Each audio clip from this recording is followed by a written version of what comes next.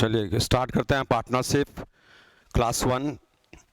Partnership के chapter में जो भी प्रश्न होता है उसका आधार ये होता है कि 2 व्यक्तियों के बीच साझेदारी होगा, 3 व्यक्तियों के बीच साझेदारी, 4 व्यक्तियों के बीच साझेदारी। लेकिन नॉर्मली मैक्सिमम क्वेश्चंस में आपको 2 व्यक्तियों के बीच साझेदारी पर आधारित होता है। अब साझेदारी जब 2 व्यक्ति का होगा तो निश्चित रूप से प्रॉफिट एंड लॉस होगा, व्यापार है तो प्रॉफिट एंड लॉस में उसी प्रकार से शेयरिंग होगा जिस प्रकार से प्रॉफिट में, उसी प्रकार से लॉस में। मीनिंग अगर प्रॉफिट होता है 5 लाख का तो दोनों व्यक्ति अगर इक्वली साझेदार है तो 2.5 लाख करके लेगा, लेकिन 5 लाख का अगर लॉस होगा तो दोनों को 2.5 लाख का लॉस बियर करना पड़ेगा। तो ये सिंपल पार्टनरशिप होता है। कुछ पार्टनरशिप कॉम्प्लेक्स होता है, तो आपके चैप्टर में दोनों प्रकार का प्रश्न होता है, सिंपल पार्टनरशिप का भी और कॉम्प्लेक्स का भी। सिंपल पार्टनरशिप का अर्थ ही है कि आप 2 व्यक्ति अगर हैं तो दोनों व्यक्ति इक्वली वहां पर सेम पोजीशन में होंगे। मीनिंग है सेम पोजीशन, सेम इन्वेस्टमेंट होगा, सेम टाइम का इन्वेस्टमेंट होगा, इस प्रकार से लाभ हानि भी सेम बांटा जाएगा। लेकिन जो कॉम्प्लेक्स पार्टनरशिप होता है उस कॉम्प्लेक्स पार्टनरशिप में आपको अलग अलग होता है। जैसे पूंजी कोई 2 लाख लगा दिया, कोई 10 लाख लगा दिया, कोई प्रतिदिन 4 घंटे का समय दे रहा है, कोई प्रतिदिन 8 घंटे का समय दे रहा है। इस प्रकार से ये कॉम्प्लेक्स पार्टनरशिप हो जाता है। ठीक है, तो इसीलिए चूंकि कॉम्प्लेक्स पार्टनरशिप का व्यापार हो सकता है और होता है, इसलिए इस कॉम्प्लेक्स पार्टनरशिप में हिसाब करने का तरीका अलग होगा। इसलिए अलग क्या होगा, मीनिंग है कंसेप्ट यह है कि हिसाब करने के लिए हम लोगों को पूंजी को समय से गुना करना पड़ता है, पूंजी को समय से गुना करना पड़ता है, तभी उसका रेशियो बनता है और दोनों व्यक्ति के बीच लाभ या हानि जो भी प्राप्त होगा कंपनी को वो बांटा जाता है। अब इसको आप ऐसे समझ सकते हैं, देखिए इस पूरे चैप्टर का एक्चुअल में एक ही फॉर्मूला आता है जो आपको यहां लिखा जा रहा है, और ये क्या है, हम आपको ऐसे लिखते हैं कैपिटल ऑफ ए, हिंदी में ए की पूंजी, गुना टाइम ऑफ ए, गुना में टाइम ऑफ ए माने ए का समय, और बट्टा में capital of B into time of B. तो अर्थ क्या निकला, ए की पूंजी गुना में ए का समय बट्टा बी की पूंजी गुना बी का समय, और इक्वल्स टू में profit of A by profit of B. Meaning है ए का लाभ और ये बी का लाभ। इसका अर्थ क्या निकला, इसी से सीखे देंगे ये क्यों करना पड़ा, कॉम्प्लेक्स पार्टनरशिप के कारण मेनली। अगर सिंपल पार्टनरशिप हो तो इसका कोई फर्क नहीं पड़ता। आप फिल करिए, ये 5 लाख, ये 5 लाख, ये 2 महीने, ये 2 महीने, तो 5 इंटू 2, 5 इंटू 2, तो रेशियो तो 1:1 आएगा। तो सिंपल पार्टनरशिप होगा तो रेशियो आपका जब 1:1 आ गया, क्योंकि उसमें सभी चीज समान हो गया। लेकिन कॉम्प्लेक्स पार्टनरशिप का अर्थ होता है कि डिफरेंट, मीनिंग है आज यहां पर ये 2 लाख रुपया लगा दिया, ठीक है 2 लाख रुपया, और ये 4 लाख लगाया, निम्न 2 लाख लगा करके ये 10 महीना रहेगा व्यापार में, और ये 4 लाख लगा तो दिया, लेकिन 2 महीने बाद बोला कि हम पार्टनरशिप ब्रेक करना चाहते हैं। तो आप फिर करिए 4 लाख गुना 2 ही महीना है, और यहां 2 लाख गुना 10 महीना है, तो 2 गुना 10 से 20 और 4 गुना 2 से 8, तो यहां पर 20 और 8 के रेशियो में लाभ बांटा जाएगा। मीनिंग उसको ज्यादा मिलेगा, इसको कम, जबकि पूंजी ये कम लगाया था और ये ज्यादा लगाया था, लेकिन समय के कारण ऐसा फर्क हुआ। क्योंकि अगर ये कंसेप्ट नहीं डेवलप होता तो प्रॉब्लम कहां पर आ जाता कि व्यापार कोई प्रारंभ कर रहा है तो एक आदमी 5 लाख रुपया लगा रहा है, एक बोलेगा हम 50 लाख रुपया लगाते हैं, 1 करोड़ लगाते हैं, लगा दिया, और 2 महीने बाद बोलेगा कि हम पार्टनरशिप ब्रेक करते हैं, तो लाभ तो उसी हिसाब से नहीं बांटा जाएगा। इसीलिए ये डेवलप किया गया। तो बस एक फॉर्मूला केवल याद कर लीजिए कि ए की पूंजी गुना ए का समय बट्टा बी की पूंजी गुना बी का समय बराबर ए का लाभ बट्टा बी का लाभ। अब यहां से आप खुद डेवलप कर सकते हैं कुछ पॉइंट्स को।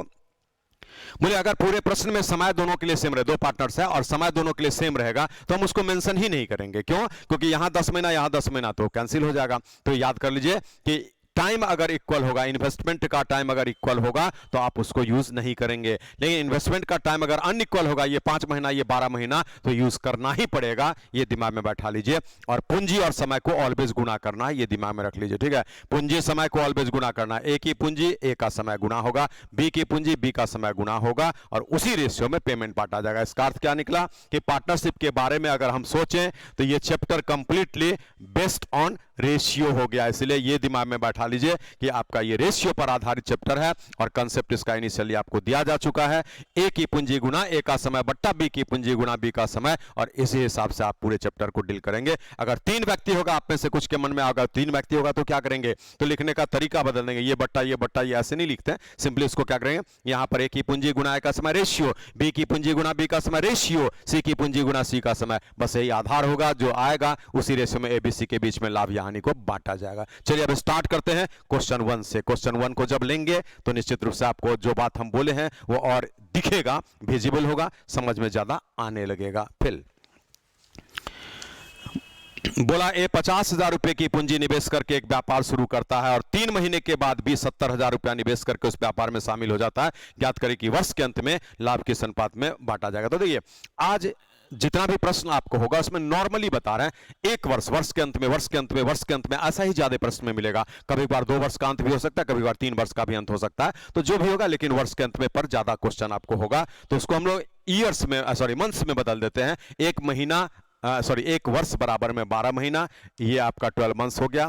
इसका हेल्प हम लोग ज़्यादा लेते हैं, कैलकुलेशन में थोड़ा इजी हो जाता है। अगर कंप्लीट सिचुएशन सही होगा तो डायरेक्ट आप ईयर में भी कैलकुलेशन कर पाएंगे। चलिए यहाँ देखिए, अब ये ए है और ये बी है, इंप्लाइज दैट लिख देते हैं। और क्या बोला देखिए, 50,000 रुपया ए लगाता है, बी 70,000 रुपया। एक बात और बोल रहे हैं, 50,000 और 70,000 में इक्वल नंबर ऑफ जीरोज को हटा दीजिएगा जब ऐसा रुपया होगा। देखिए आज बोल दे 11,625, 13,212, तो वहां तो आप कुछ भी नहीं हटा पाएंगे। लेकिन जीरो वाला पूंजी जब भी दिया रहेगा, मैक्सिमम जीरो वाला दिया रहता है, तो आप उसके लिए एक चीज और कर लीजिए स्पीडी कैलकुलेशन के लिए कि इक्वल नंबर ऑफ जीरोज को आप हटा देंगे। फिल करिए 50,000 और 70,000, तो हम लिखेंगे 5 और 7।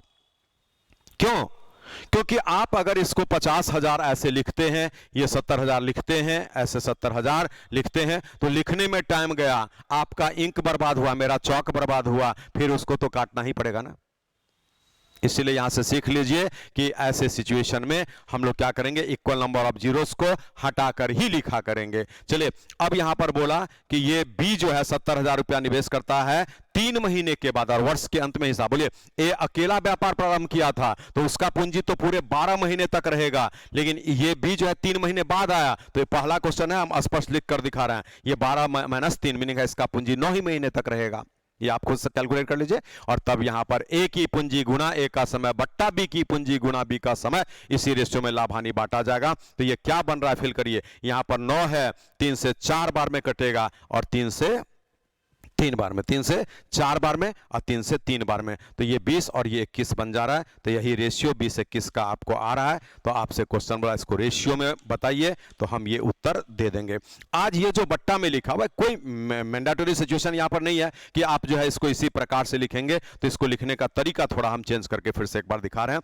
और आप ऐसे भी लिखा करेंगे तो बहुत सारे प्रश्न में जो है हम लोग अलग अलग तरीके से लिखेंगे। 2 तरीका है लिखने का। अब देखिए यहाँ पर हम यहां ए और बी लिख देते हैं। और क्या बोला, 50,000 रुपया ये लगाएगा और ये 70,000, तो 4 जीरो दोनों में से हट सकता है, तो 5 और 7 लिखेंगे। इसका पूंजी पूरे 12 महीने, क्योंकि ये व्यापार प्रारंभ किया था और पूरे 12 महीने बाद हिसाब हो रहा है लाभ हानि का, और इसका पूंजी 12 में 3 घट जाएगा क्योंकि ये 3 महीने बाद आया था, तो 9 ऐसा। अब इसी को सॉल्व करिए, 3 से 4 बार में कटेगा, 3 से 3 बार में, और you are getting the right answer. ये आपके प्रश्न का उत्तर हो गया। ठीक है, तो आपको जो अच्छा लगे according to that you have to write. Okay, चलिए now coming to question number 2। 2 क्या कहता है, देखिए एक्स ने 25,000 रुपए की पूंजी निवेश करके एक व्यापार शुरू किया। 4 महीने के बाद हुआ 20,000 रुपया निवेश करके उसमें शामिल हो गया। ज्ञात करें कि वर्ष के अंत में लाभ किस अनुपात में बढ़ा। Exactly same question. ओके, तो क्या करना है, आप इसी प्रकार से लिख लीजिए, कोई दिक्कत नहीं है। चलिए आज 25,000 और 20,000 का बात बोला, तो बोले ये 25 लेंगे और ये 20, इक्वल नंबर ऑफ जीरोज हटाना है, ऑल द जीरोज नहीं हटाना है, equal number of zeros must be kept out. आप जो है इक्वल नंबर ऑफ जीरोज को हटाएंगे, न कि सारे जीरोज को। यहां पर 20,000 में 2 पर 4 जीरो था, 4 हटा देंगे। ये 25 पर 3 जीरो, 3 हटाएंगे, गलत हो जाएगा।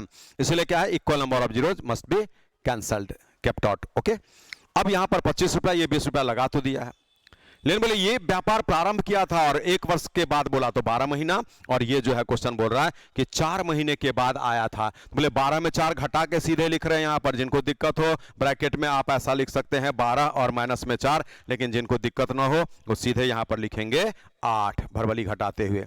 अब इसको कैलकुलेट करना है, बोले 5 से 5 बार में, 5 से 4 बार में, 4 से 3 बार में, और यही कैलकुलेट करके मेरे अनुसार उत्तर आ गया 15:8। बिल्कुल सही है। चलिए क्वेश्चन नंबर 3 को देखते हैं। 3, इन एक व्यापार की शुरुआत में 4500 रुपए की पूंजी निवेश की तथा कुछ समय के बाद भी 30,000 रुपया। अब बोले जो आप 1-2 पढ़े ना, उसी का ये थोड़ा रिवर्स सिचुएशन है। उसमें समय दिया रहा था कितने समय बाद, इसमें बोल दिया कुछ समय के बाद। उसमें लाभ हानि का रेशियो निकालने बोल रहा था, यहां लाभ हानि का रेशियो दिया हुआ है। तो चलिए रिवर्स क्वेश्चन है ये। क्वेश्चन नंबर 3 कैसा है, क्वेश्चन 1 और 2 का जस्ट अपोजिट है। चलिए कैसे देखिए, ए और बी। बोला ये 45,000 लगाया, ये 30,000, तो इक्वल नंबर ऑफ जीरो हटाएंगे, ये 45 और 30 लिखेंगे। उसके बाद आपसे क्वेश्चन बोल रहा है कि कुछ समय के बाद भी आया था, और ये पूरे 12 महीने रहेगा, और ये यहाँ x लिख देते हैं कि x महीने रहा, और तब यहाँ पर लाभ और हानि जो बटा है वो 2:1 के रेशियो में। फिल करिए, a की पूंजी गुना a का समय मालूम था, b की पूंजी गुना b का इन्वेस्टमेंट का टाइम मालूम नहीं है, और बराबर में a का लाभ बाय b का लाभ। इसी को हम सॉल्व करते हैं। 15 से काटेंगे 3 बार में, 15 से 2 बार में, 2 से 6 बार में, 6 बार में यहाँ पर, फिर 2 से 3 बार में, है ना, तो ये आपका कट जाएगा ऐसा। तो यहां पर क्या आ गया, x का मान 9 निकल गया। इसका अर्थ क्या है कि b की पूंजी 9 महीने व्यापार में रही, तो बोले 9 महीना अगर रहा तो कितने महीने बाद आया, तो 12 में 9 घटा दीजिए और उत्तर हो जाएगा 3 महीने बाद आया। तो इसका उत्तर लगा दीजिए 3 मंथ्स लेटर ही ज्वाइंड। चलिए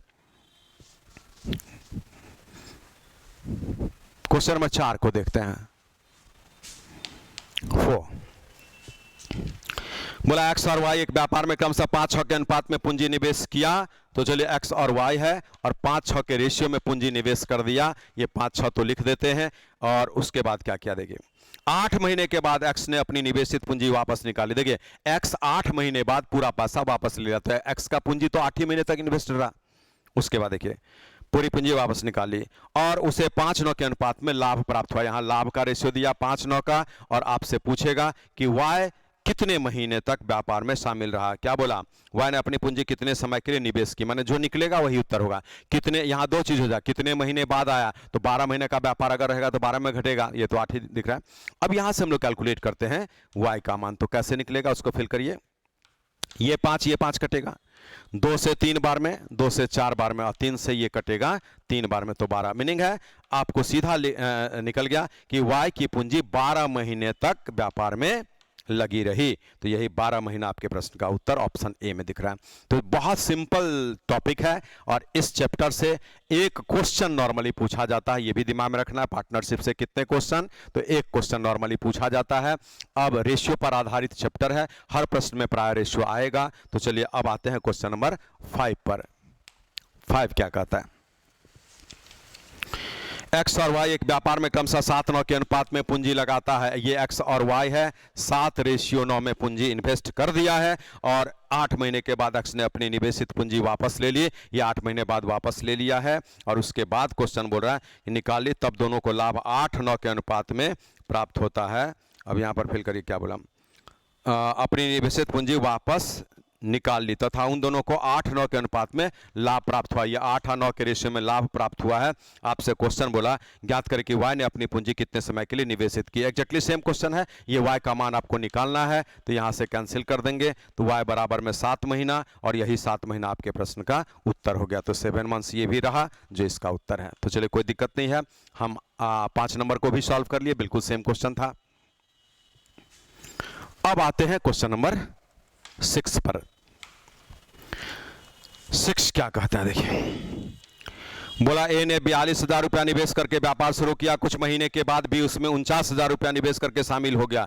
तो बोले ए और बी 2 आदमी है, ये 42,000 लगाकर व्यापार प्रारंभ किया, कुछ महीने बाद ये 49,000 रुपया लगाकर उसी व्यापार में शामिल हो गया, और वर्ष के अंत में लाभ के हिस्से में से ए को 9,000 और बी को 7,000 प्राप्त था। बोले ए को 9,000 तो 9 लिख देते हैं, बी को 7,000 तो केवल 7 लिख देते हैं। आज फिल करिए, ए व्यापार प्रारंभ किया था तो वर्ष के अंत में, तो इसका पूरे 12 महीने, और बी के लिए यहाँ बी ही लिख देते हैं, और यही आपके प्रश्न का आंसर होगा। तो इसको कैंसिल करिए, 7 से कटा 7 बार में, 7 से कटा 6 बार में, 12 9 72, 9 से 8 बार में कटेगा, तो आप निकाल लिए ये 8 महीने तक व्यापार में बी रहा, जो आपके प्रश्न का उत्तर होगा। और देख लीजिए क्वेश्चन नंबर 6 है।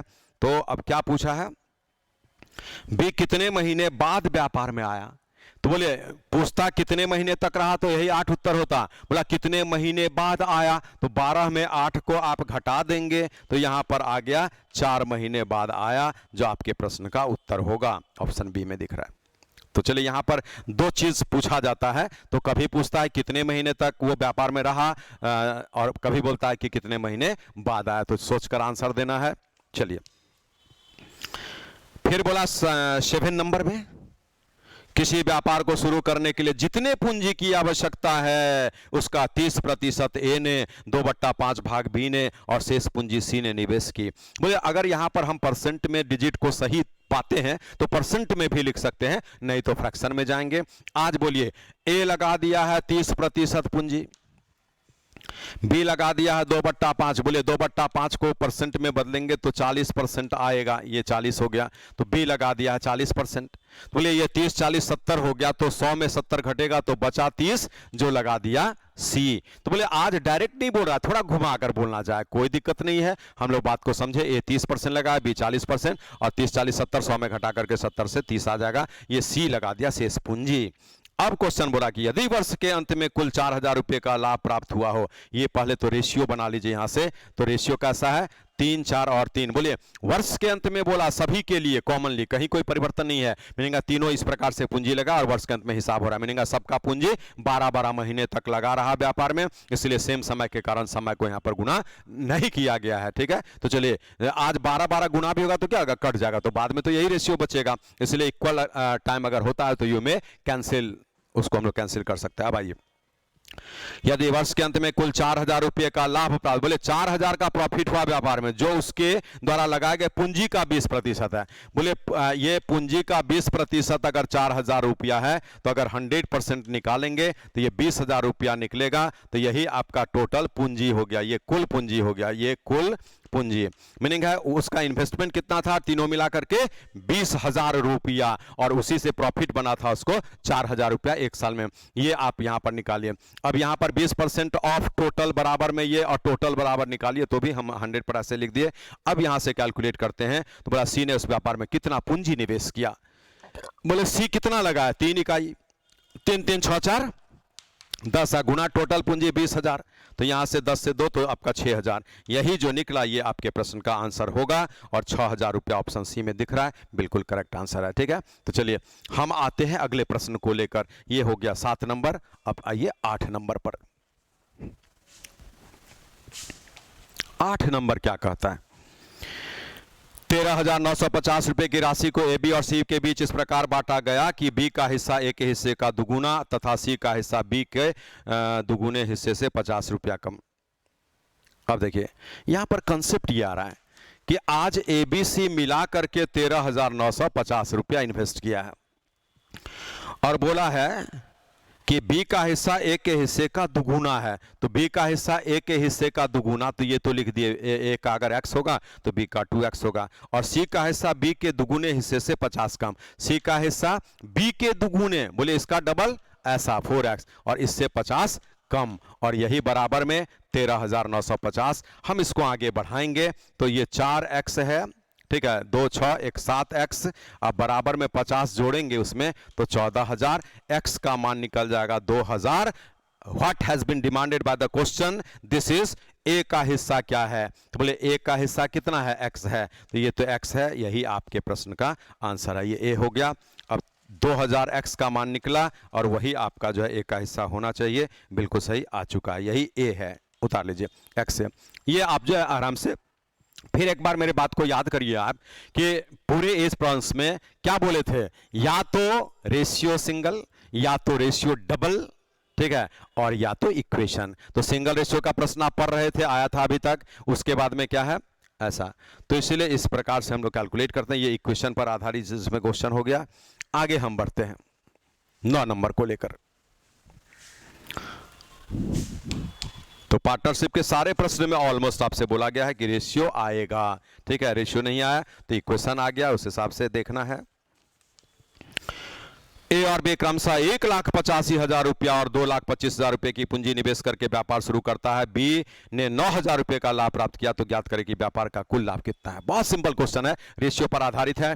और बोलिए ए और बी, एक लगाता है 1,85,000 रुपया और 1,85,000, और एक लगाता है 2,25,000, ऐसा 2,25,000, और बोला कि करके व्यापार शुरू करता है, और बी को 9,000। देखिए समय में कोई परिवर्तन नहीं है, कोई चर्चा ही नहीं कर रहा। इसका अर्थ क्या है कि शुरू से अंत तक दोनों व्यक्ति व्यापार में साझेदार रहा, इसलिए इसी को पहले छोटा करिए, तो 3 0 तो काट दिए, 25 से काटेंगे, 25 से तो ये नहीं कटेगा, 5 ही से काटिए पहले, तो 5 से 5 दिया 15, ये 37 बार में, और 5 से कटेगा 45 बार में। तो यही 37 और 45 का रेशियो बन रहा है उनके बीच में। और यहां देखिए, जिसको 45 इकाई लाभ मिलना चाहिए उसको मिलता है 9,000 रुपया। तो बोले 45 का ये आपको कितना फोल्ड है, 200 फोल्ड है, 45 90 200 फोल्ड। यहां भी आप 200 फोल्ड कर देंगे तो 37 दूना 74, 37 दूना 74। और चलिए ये अगर जोड़ लिया जाएगा तो आपको टोटल निकल जाएगा कितना लाभ हुआ है। तो यहां से क्या होगा,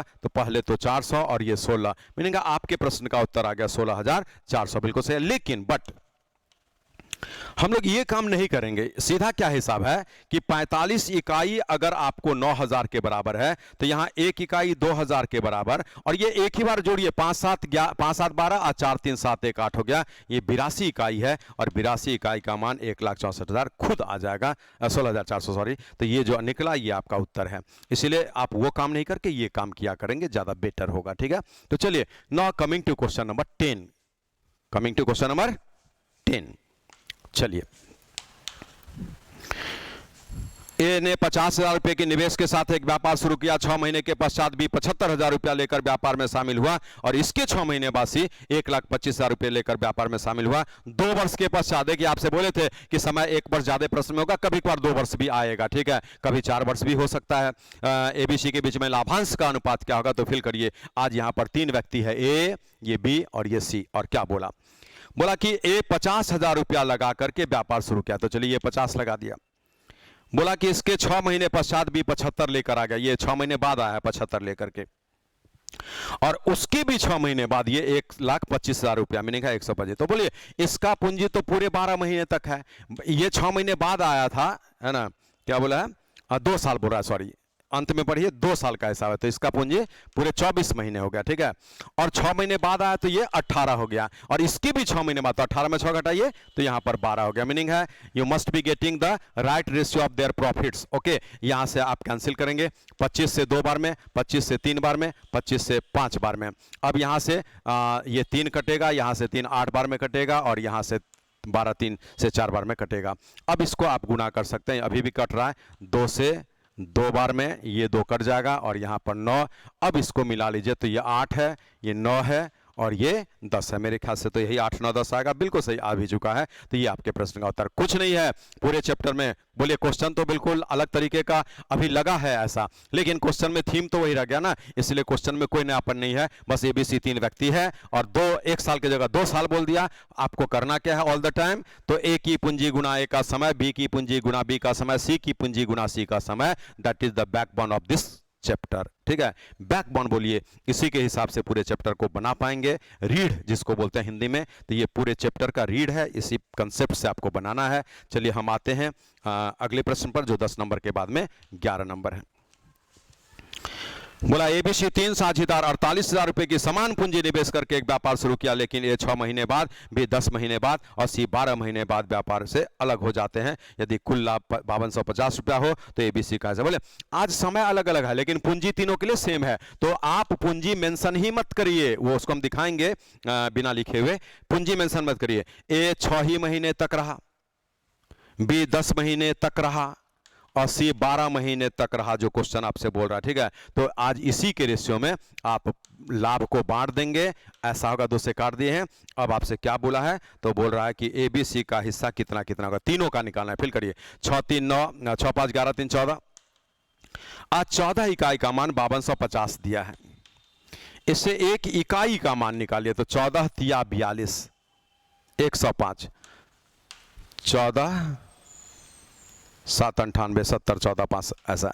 ये एक इकाई का मान है, इसी को 3 से गुना करना पड़ेगा, 5 से और 6 से। तो 3 से गुना कर दीजिए, 3 5 15, 3 7 21, 1 22, 3 3 9 और 2 11। 5 से गुना करेंगे, 5 5 25, 35 2 37 और 5 3 15 और 3 18। और यहाँ से 6 से तो 6 5 30, 6 7 42, 3 45 और 6 3 18 4 22। आप मिला लीजिए कि इसका उत्तर क्या है। तो हम लोगों के अनुसार आ गया है 1125, 1875 और 2250, बिल्कुल सही हो गया। अब बोले 48,000 रुपया या जो भी पूंजी बोला था, समान पूंजी, बोले क्या करते सकते आप। एक ही पूंजी गुना एक समय, बोले यहाँ पे 48 गुना में 6, 48 गुना में 10, 48 गुना, तो 48 तो कैंसिल ही हो जाता है। That's why I have already told you कि अगर equal number of capital must be invested bye all the participants, तो आप क्या करते हैं, उसको कैंसिल कर देते हैं और आगे बढ़ते हैं, डायरेक्ट उत्तर आता है। ठीक है, आप लिखेंगे तो आपको क्या होगा, टाइम वेस्ट होगा, लिखने में आपका लॉस होगा, तो इसीलिए हम लोग वो काम नहीं करेंगे, डायरेक्ट उसको हटा देते हैं। लेकिन जिस जगह पर पूंजी अलग अलग होगा उसको अगर आप हटा देंगे तो उत्तर गलत हो जाएगा। ठीक है, तो चलिए अब हम आते हैं 11 के बाद में 12 को लेकर। बोला एबीसी ने एक व्यापार शुरू किया, 5, 6, 8 के अनुपात में अपनी पूंजी निवेश की। बोले एबीसी 3 व्यापारी था और 5, 6 और 8 के रेशियो में धनराशि लगा दिया है, तो ये कैपिटल है। और बोला उन्होंने 5, 3, 12 के अनुपात में लाभ प्राप्त किया। आज देखिए ये प्रॉफिट यहां पर लिख रहे हैं 5, 3 और 12, और तब आपसे यहां पूछेगा कि उनके निवेश का समय क्या था, यही पूछागा उनके निवेश का समय क्या था। बोले निवेश का समय अगर आप निकालना चाहेंगे तो यहां पर मानना पड़ेगा जैसे ये ए, ये बी और ये सी, ऐसा। इससे आप अगर बढ़ेंगे बेसिकली तो क्या करना पड़ेगा, पहले हम उसको दिखाते हैं, लेकिन बेसिक से नहीं बनाएगा। यहां कंसेप्ट होगा ए की पूंजी ए का समय, बी की पूंजी बी का समय। मीनिंग है आपको 5A ratio 6B ratio 8C लिखना पड़ेगा ऐसा, और यहां प्रोपोर्शंस का साइन देना पड़ेगा जो 5, 3, 12 होगा, 5, 3 और 12।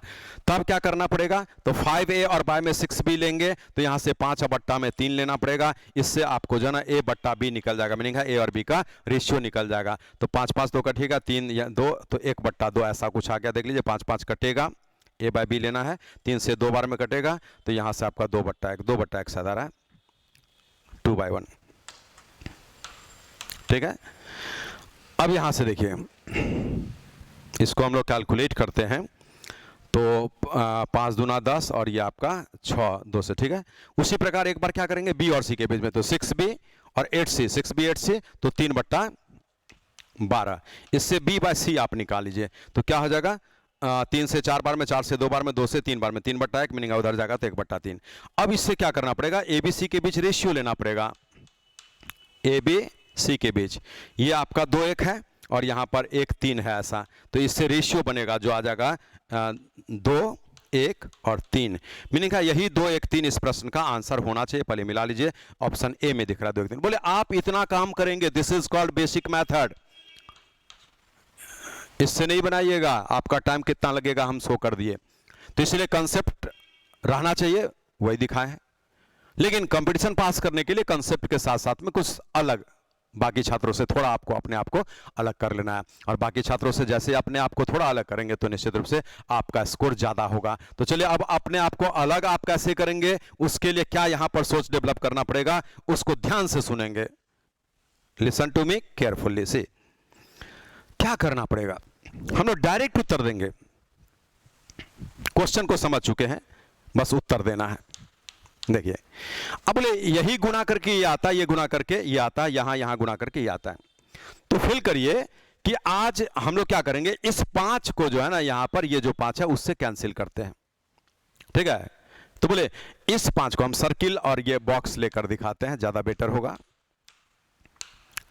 सर्किल सर्किल तो करना क्या है, ये आप भरवली कर लेंगे, ऐसे हम अभी दिखा रहे हैं कि ये जो 5 सर्किल है ना बट्टा में 5 ऐसा रेशियो, ये जो 3 सर्किल है अब बट्टा में वो उसका 6, और फिर यहां से जो 12 सर्किल में है अब बट्टा में 8।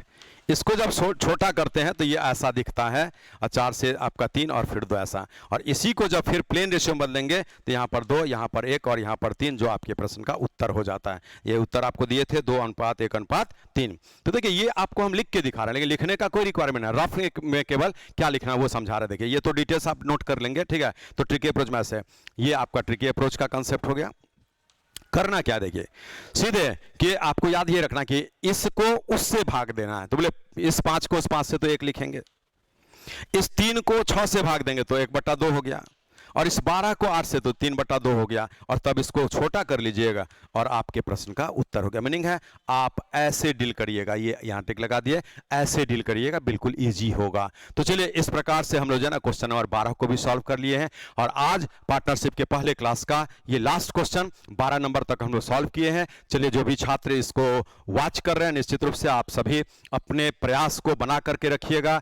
एक समय आएगा जब आपको सारा चीज बिल्कुल सही होगा, एग्जामिनेशन आपको लिया जाएगा, तो जब भी एग्जामिनेशन लिया जाएगा उस वक्त में तैयारी आप प्रारंभ नहीं कर सकते हैं। इसलिए एग्जामिनेशन सरकार जब भी ले, दिल्ली डेलिंग प्रोसेस है सरकार का, आप पूरे इग्नोर्ड हैं। इसलिए इन सिचुएशन को हम भी समझ रहे हैं, आप भी समझ रहे हैं कि आप पूरे इग्नोर्ड हैं। न तो वैकेंसी दिया जाता है टाइम पर, न तो उसका रिजल्ट होता है, न तो एग्जामिनेशन लिया जाता है। एनटीपीसी याद करिए 2018 का अभी तक चल ही रहा है ना। ये सभी प्रॉब्लम्स होता है, तो खैर जो भी है, लेकिन अपने आप को आप प्रिपेयर करके रखेंगे। हम सरकार के भरोसे बैठे नहीं रखेंगे, वो जिस दिन भी वैकेंसीज दे उसके लिए आप डिमांड जरूर करते रहिए, लेकिन आप अपना तैयारी जारी रखिए, क्योंकि प्रिपरेशन जब भी वैकेंसीज निकलेगा 2 ही महीने का समय देगा, तो आप उस वक्त में प्रिपरेशन कंप्लीट नहीं कर सकते हैं। इसीलिए प्रिपरेशन में लगे रहिए, और प्रिपरेशन जिनका भी लगातार चलता रहेगा। थोड़ा उबाऊ जरूर है, क्योंकि जब सामने में टारगेट नहीं होता है, मंजिल नहीं होता है, आपको कुछ चीज विजिबल नहीं होता है, तो आप अंधेरे में हैं, तो सही बात है कि पढ़ने में वो स्पिरिट नहीं आता है। लेकिन एक वैकेंसी हो, एक डेट हो, बिल्कुल एक्यूरेसी हो कि इस डेट में एग्जामिनेशन होगा, इस डेट में रिजल्ट निकलेगा, सारा कैलेंडर अगर आपके सामने होगा तो आप जुझारू ज्यादा हो जाते हैं। तो ये सरकार का फॉल्ट है कि उसको ये सभी चीजें ना मेंटेन करना चाहिए। लेकिन आज भले ठीक है, कोई भी प्रॉब्लम इस समय में जो भी देश का स्थिति है, ये ऑलवेज का जो है ना ये नियम है कि आप सभी रेलवे एसएससी के छात्र जो है बहुत इग्नोर्ड हैं, आप पर बिल्कुल ध्यान नहीं दिया जाता है। जबकि इंजीनियरिंग और मेडिकल का बहुत पहले से यूपीएससी का, इवन आईएएस आईपीएस का, इन सारे का जो है ना कंप्लीट सही सिलेबस होता है, कैलेंडर होता है, और उसी डेट में ऑलमोस्ट उसका सारा चीज होता है। नहीं, इसी भारत में आपके रेलवे एसएससी और बैंक के लिए कोई शेड्यूल नहीं है, कब होगा एग्जामिनेशन, कब नहीं होगा, आपको पता नहीं है। खैर चलिए, अंत में एक लाइन कि चाहे जब भी वो होना तो है, इसीलिए आप अपने प्रिपरेशन को कंटिन्यू करके रखेंगे, और इसको फेयर करके आप समझने का प्रयास करिए। जहां दिक्कत हो दोबारा देखिए। Thank you.